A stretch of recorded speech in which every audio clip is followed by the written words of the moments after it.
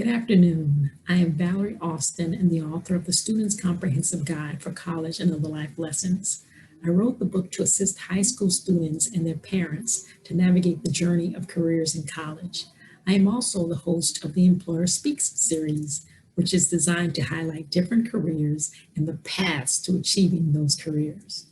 Today we have a very special guest, Dr. Suzanne McCoskey.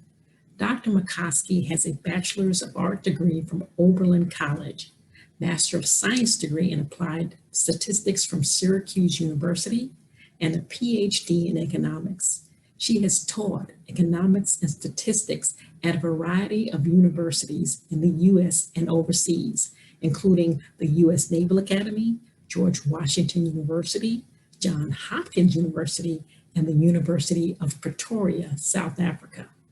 She is currently an associate professor of economics and the coordinator of the International Studies program at Frostburg State University in Western Maryland. Dr. McCoskey also speaks German, French, and Mandarin Chinese, and spent 2 years training Foreign Service officers at the U.S. State Department Foreign Service Institute. We are going to have an in-depth discussion about the path to a career in economics and statistics.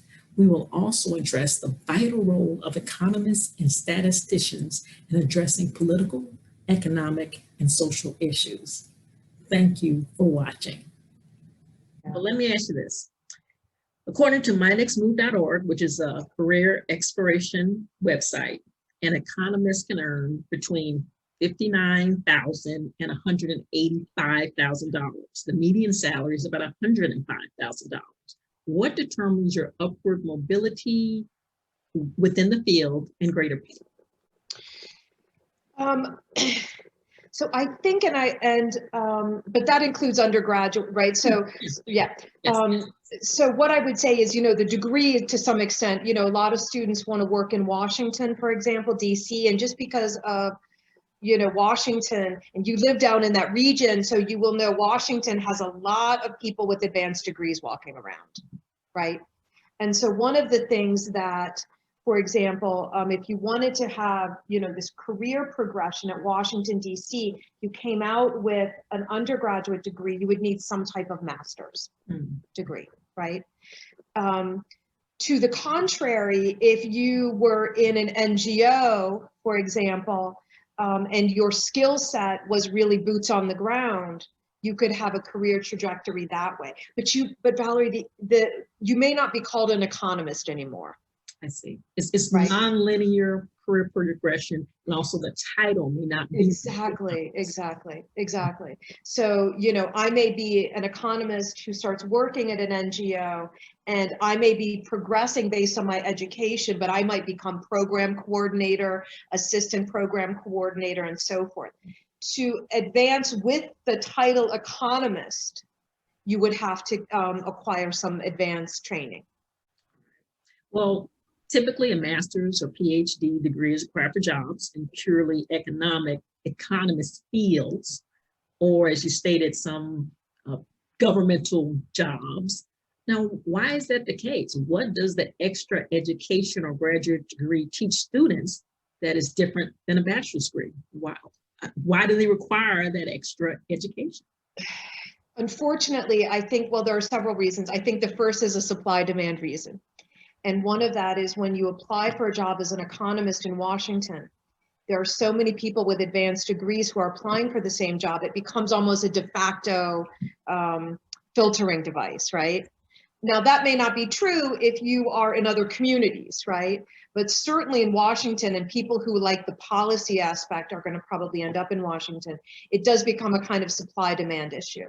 I teach some master's programs online, and very common to have government employees looking to go to the next step. And this is an economics program. So that's the first thing. The second thing I will say, Valerie, is I do find in the economics programs that the technical quality at the master's level is higher. And we do require more statistics than you might see at the undergraduate level. More math, exactly, more math. Mm-hmm. Yeah. Now, when you are an economist, what type of standard software or technology would you use in that role? And is computer science or programming skills a plus for economists or even a statistician? Excuse me. Yes, certainly, computer science is very helpful. We had a student who did a double major in economics and computer science, and then he went to a master's program in data analysis, but that was targeted toward the private sector. And so he, I talked to him several times, very successful, and he's one of these guys, what they're training them is to be in the room for strategic planning for Microsoft. You know what I mean? Mm-hmm. To be in the room for strategic planning for these big corporations. So it's called data analytics. You may have heard that now. That's it. So certainly it's helpful for that. And it gives him, he said to me, it gave him some cachet, although it's not, most economists use standard softwares and don't necessarily, Excel. What's that? MS Excel. Well, let me say, yeah, I mean, what is funny is we may train students, you may have heard of SAS, SPSS, but if they're in government, they're using Excel. If they're in small companies, they're using Excel. So certainly, Excel is very important. And by that, not only looking at the data, but formatting the graphs, right? Doing the pie charts for our presentations. That's something that is a real important tool, skill in the toolbox for our students. They have to be able to not only work with data, but show it to us in a way that's meaningful. Mm-hmm. And Excel is wonderful for that. There's tons of kind of graphing options and things. And we work with students about, you have a nice graph, don't make it too busy, no Homer Simpson icons, right? Make it for, yeah. Mm-hmm. Now, with that being said, I think we've mentioned it before, you have this information that you have to present to somebody who may not be an economist, who may not be a statistician. How important is public speaking and communication as an economist? Are you the guy or the girl, or the person behind the power? And you just, they're doing a bunch of numbers and you just go, okay, I gave you it here. Or do you have to communicate that information?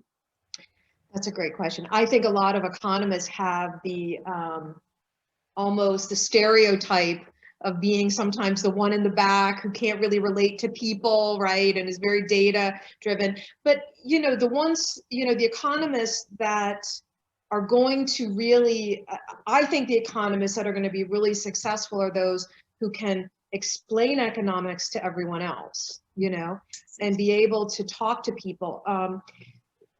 We choose textbooks and I'm always smiling because, now I have to tell my students to buy an economist writing. Mm-hmm. And, in honesty, you have to, these are the things you choose carefully. You need a communicator who writes a textbook, right? You need an example of a kind of a public economist would be Paul Krugman, who's very often in the New York Times. He's there because he can communicate, right? He can write. Yes. And I think that's a really, really important skill for the students to have. And sometimes you get people who do economics and they'll say to me, I'm doing this because I don't want to write. And, that's not the way. Doesn't make any sense.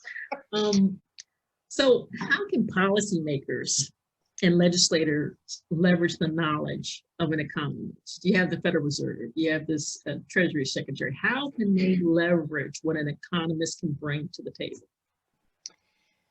I think, and it's interesting, Kamala Harris was an economics student. I don't know if you know that, but yes, you probably did know that. I know it now. What's that? I know it now. You know it now. So double major, the political science people also claim her, but, by the way, her father was a very famous economist out at Stanford. And I use that as an example in that I've seen people interested in policy kind of have this economics background. But again, to really impact policy, they have to have the ability to talk to other people. One of the most frustrating things for economists is we look at models and we think we know the right answer. What we're notoriously bad about doing, and I'm bad about this as well, is building a consensus, communicating why that's the right answer, right? And so I think in some ways, it's both a strength that we have to kind of want to see an answer, but it's also a weakness. And I think the economists that are successful in policy are those that have that ability to build some consensus and communicate with politicians clearly. And, you know, there are things that we, you know, but I think also, Valerie, it must be said, there has to be some willingness to accept, you know, kind of counterintuitive outcomes, which economics predicts a lot, which is not a lot of times what politicians want to hear, right? You have to. Bad news. You're the bearer of bad news that they may not want to hear. Exactly.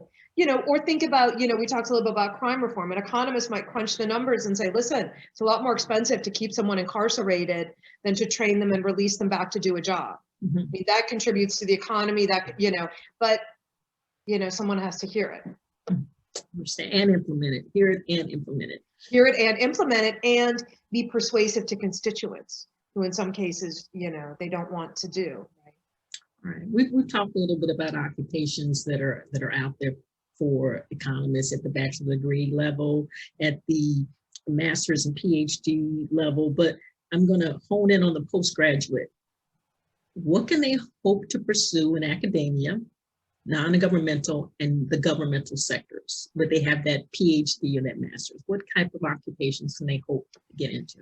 And the one thing I would say too, before we, and I will absolutely, is one thing that I've advised students who are undergraduate economics majors, who maybe are a little bit concerned that the math even gets tougher in graduate school, is to pursue a public policy PhD, a public administration PhD. My alma mater, Syracuse, has a wonderful public administration program, and many of those courses are economics, right? So that's the first thing I would say. And I've had, you know, is, you know, if you want to be in academics and you love economics, but that extra step of calculus 3, you don't see the reason for it. And let's be real, there isn't always a reason for it, right? Except to make people scared about economics. Then look at public administration, look at public policy, right? And there's wonderful public policy schools, and I'm really intent on getting one of my students into that track, which is why I mention it to you, because he loves economics, and I cannot get him into a calculus class, you know? So they have to be able to pivot. And again, it goes back to getting that information, that guidance from, as you said, a recruiter, going online to look at particular jobs, your professor, professionals in the field. You have to, and I keep going back to, you have to do the research, you have to ask the question, and you can't be passive, as you stated. So what type of jobs are out there? Exactly. Right. Usually you cannot teach at a university without a PhD. And again, that could be in economics or public policy or public administration. Community colleges and some other places now you can with a master's degree, but that's getting difficult too. So if someone really wants to teach, you know, we really have to get them into a PhD if they want to teach at the university level. The other thing I would say in terms of teaching, Valerie, is there are high schools now that have advanced placement in economics economics classes. And so I've also had some education majors who I've said, listen, just come over to us, go back, you want to teach high school and teach advanced placement economics, you know? So there's also, if people really love teaching, but university teaching, there is a lot of economics teaching that happens. And you mentioned this as well at the high school level. And it would be wonderful to have people passionate about economics doing that for sure. Yeah, and so you would be able to galvanize students at the high school level to think about economics and statistics as a career path. And if I may just do one quick aside, I've graded exams, AP economics exams with high school teachers who are teaching economics, and they are some of the biggest proponents of economics. So, you know, for students who want a taste of it and see it in their high schools, you know, they can be, you know, they were some of the most inspirational people I've met. I mean, they were all about bringing students into the club, you know.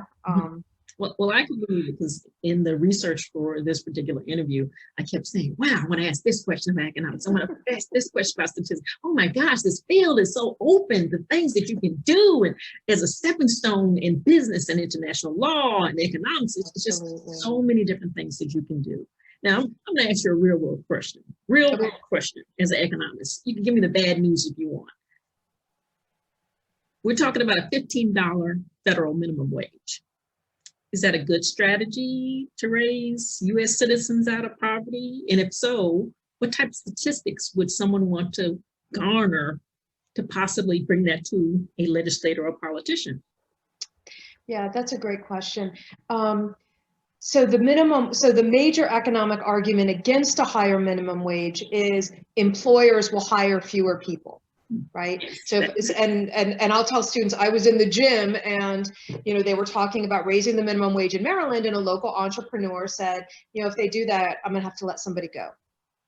Well, first of all, we know that, what we would look at is, people are probably productive in this society enough so that they should get a raise from 2007, right? I mean, it's probably, you would think $8 an hour. If we haven't become more productive in the last, 13 years, that's the story, right? That's the story. You do some research on it. Exactly. So, what I would say, first of all, is I think we have to, so in terms of data and statistics, what I would encourage students to look at is who are the people being unemployed when we raise the minimum wage. Because we know that there are two kind of groups of people that work minimum wage. One is, high school students who may be going on to college and are working over the summer, but, that's not going to be the end of their career trajectory. Mm-hmm. But, they're getting pocket money, they're getting, helping the household and so forth. But that's one group of people. The second group of people would be people that may be in minimum wage jobs for the rest of their lives. Mm-hmm. They may have children, and what I would suggest is if the statistics could tell us only this group is losing their jobs, but this group is making more money and being able to better support their kids, that would be statistics I would say raise the minimum wage, right? If to the contrary, these people are losing their jobs, right? Mm-hmm. And the kids are staying, these unpaid internships and everything else, right? If these are the kids that are staying, then I would say, well, we got to find something else to do because, this group isn't really my concern. This group is, right? I think the evidence is such that we can raise the minimum wage without having a lot of negative impacts on this group of people. Mm-hmm. And so, yeah. And I would agree with you in that instead of politicians making decisions without the input, then they would turn to an economist, a statistician to say, what does this mean? What is the data that we would need to prove this? Because if you're paying people $15 minimum wage, they're going to put that into the economy and they're going to be eating at that restaurant. Yeah. It's going to have to happen. Absolutely. But that's something that we're doing on opinion versus what are the facts. All right. Absolutely. And sorry, once again, you hear this, well, someone's going to accept it. I mean, that's just, I always say to students, everybody, Bill Gates cries because we don't have enough people in the top tier, right? Mm-hmm. I have to pay too much money. It's like, no, there's two sides to the market. And, we have to think about both sides. Just because I accept $5 an hour doesn't mean you're not making more than $5 off my labor. Yes. And I think that's a very important issue for us to understand already. Economists want people to be paid based on their contribution. But if you are a powerful employee and you can restrict me, what's the offset for me? That's really what the minimum wage does, right? It creates this offset of power. You have me here at Wendy's. I don't have a car. The bus route brings me here easily, right? Mm-hmm. And I need some power to offset Wendy's saying, no, sorry, you don't, we're going to give the raise to the guy that might leave us, rather than you. So it gives you the opportunity to determine what you're going to pay for that labor. And actually, that's my next question. How do economists provide analysis that help to allocate resources, labor, distribution of goods and services? economics is so important to that. And Yeah. again, it's that supply and demand chart and that model. Exactly. So how does that provide that analysis to something like that? Because $15 minimum wage actually goes into. Yeah, so, you know, certainly what people would do is, you know, they will look at the unemployment rate. That's the first thing, right? And so we would say, well, what's the unemployment rate? Because that means that, you know, some people want to work and they're not working. And so what's causing that? And that's why, you know, so that would be the first thing. The second thing we would ask, and this is very difficult during COVID, and this may be why a minimum wage would be hard during COVID, is we would ask about the demand for workers. You know, what is, for example, people would say Governor Hogan, what is Governor Hogan doing to expand employment opportunities? Right? Hospitality, retail, those type of things that have been hard hit. Exactly. Because then, you know, you're going to get, as people need to hire more workers, you're going to get naturally a higher wage, right? Because people are going to say, oh, I got to hire more people. So you know, the first thing we would think about is, well, what's happening with job growth, right? The second thing we might be asking is, what's happening with the workers that are, you know, the demographics of the county. What's happening with the education levels of the county? True. You know, can it, you know, honestly, is it, you know, this is very hypothetical. Is Microsoft going to be satisfied with the labor force in Allegheny County? Probably not, right? We don't have a lot of computer science people here, et cetera. So we have to think about what is the labor supply we do have, and how do you job create for that labor supply? Or do you provide more education for that group? Exactly. How do you filter that to get them into that pipeline of the education that's needed for workforce? Exactly Right. correct. Yeah. Now, again, economic statistics, fascinating. Now, past and present, well-known economists. We talked about, I guess, Joseph Stiglitz. You have Adam Smith, Ben Bernanke, Alan Greenspan, Thomas Sowell, and now Janet Yellen. Why do you think there's so few people of color, so few women? Because actually, there's an article that talks about 1/3 of undergraduate students in economics, only 14% of full professors and PhD granting departments are women. Why do you think there's so few people of color and women in that field? I think my own idea is this, and I think, Valerie, it happens almost after the undergraduate level, because I kind of threw out the example of Kamala Harris. I don't know if you remember the mayor of DC, Fenty, Adrian Fenty. Yes. Yeah, he was actually an economics student at my alma mater. Oh my gosh, okay. Great things, right? Exactly. And I use it, and it's anecdotal for sure. But I think what happens is a lot of students of color, African-American students who go into economics, who have a great skill set, like Kamala, like Adrian Fenty, they don't pursue it at the graduate level because there's some dissatisfaction with the tools, right?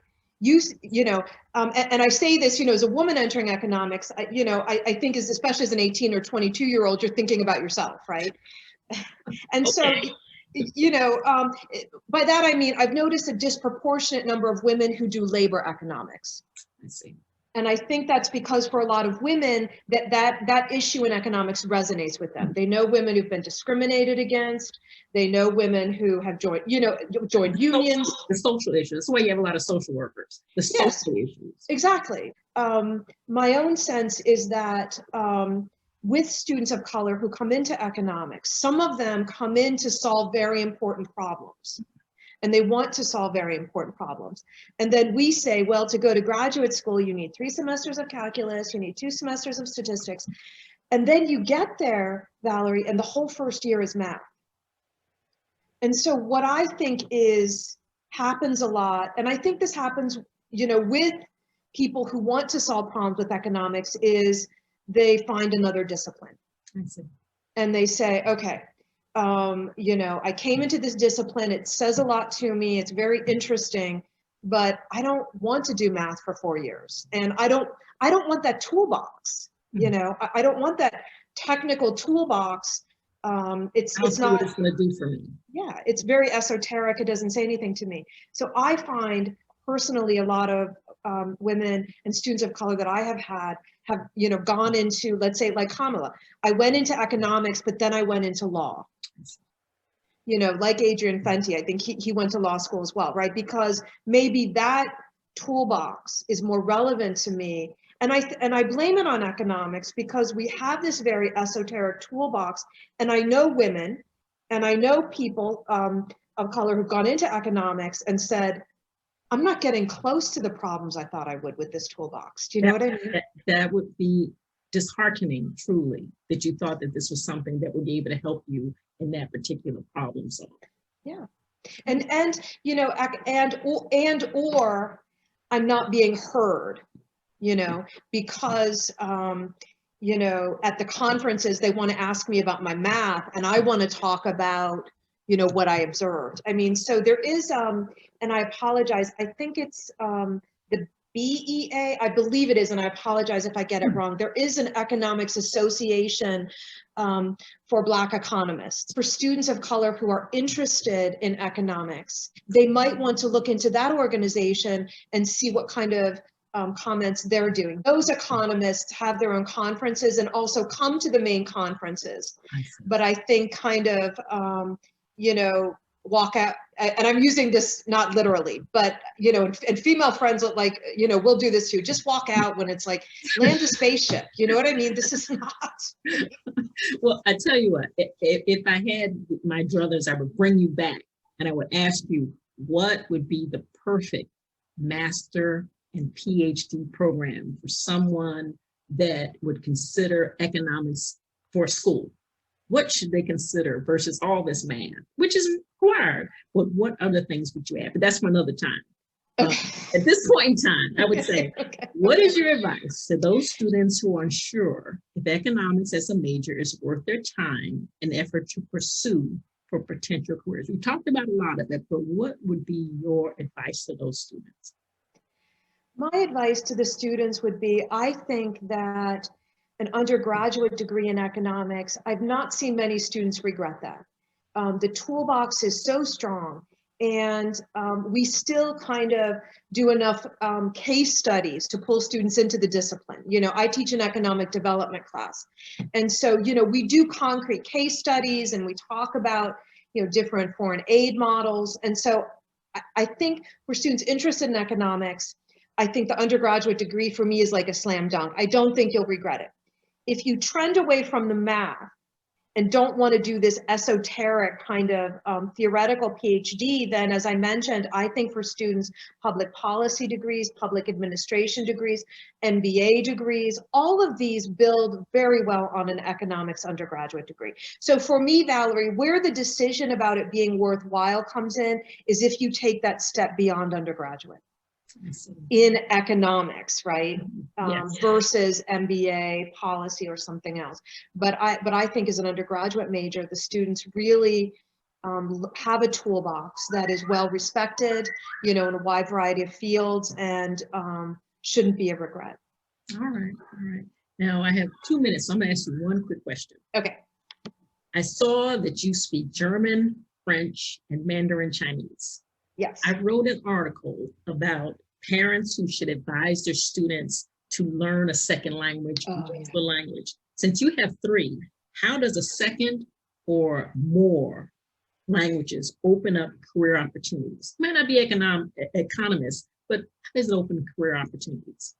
And I know we're limited in time, so I'll give you 2 examples that I give. The first is if you're a business student and you want to work internationally, and we have students that are very interested in France, how about you go to France and be able to read the Twitters? You think? Right? How about you put a product to market and it gets destroyed on Twitter and you can't even read it, right? So I think in international business, what the second language does is really allows you an unfiltered look at, you know, how people feel about your company, what some of the documents might be involving your company. And I think as an American, if you put that effort in, they really give you a lot of credit, right? It really becomes I made the effort, even, you know, so that's important. The second example I'll give you really quickly. I'm very interested in economic development. I have a lot of students that do that. And French is a great language for that because of the Francophone African countries. So what I'm doing now is I'm a volunteer translator. Now you can imagine this could also be a position where I'm translating loan information from entrepreneurs in Francophone Africa. And so I'm translating these little blurbs about them so people can find them and fund them. Mhm. All right, all right. So, so those would be two examples that I think, that are really fun that students could think about. If you rely on translation if you want to be engaged in the rest of the world and you rely on translation, understand it's like someone taking you by the hand and leading you through that whole experience, right? As opposed to you being the driver of it. If you speak Spanish, Mandarin, Chinese, French, German, those Absolutely. languages that currently, if you think about China and where they are in the world, if you know that language, like you said, instead of you being the writer and relying on somebody else, you're the driver. Okay. And really, really briefly, I know we're limited in time. I would also say to business students, if you're interested in a US career, you should do Spanish, right? Then you could work in, to me, the most discouraging thing would be is if I supervised people and they're talking another language around me, and, so I'll say to my economics majors, Texas sounds great. Florida sounds great. Alexandria sounds great, right? These areas have very large Spanish speaking populations. And why not have that on your resume so that you can, interact with your employees and interact with them well and motivate them and do everything else you need to do to be a successful manager. So I would put that extra effort in for students who may be in the United States, not immediately thinking about it. But if if there's an opportunity, business opportunity in Texas, and you don't speak Spanish, somebody else is going to get that particularly. And finally, Valerie, I know I have to talk forever about economics and statistics and language. And now you bring up something else. I will say I've heard from people who are nurses and police officers who say that Spanish in those particular fields is absolutely sought after, and that you can get bonuses at work, you can get promoted at work. That these are really high need areas right now in the United States. So. Well, Dr. Suzanne McCoskey, Suzanne, thank you so much for your time in doing this interview. I'm sure that there are students out there and probably colleagues who will learn so much about what you said to galvanize more students to pursue economics and statistics. It's just something that is so important to every aspect of what we do politically, economically, diplomatically. And thank you so much for being here. It's been such a pleasure, Valerie, and I really appreciate the opportunity and speaking with you. And you had a good list of economists there, so I know that you've been looking at the issues. So it's really been a pleasure. Thank you so much. Thank you. And you have a wonderful, wonderful, and happy new year. Thank you. You too.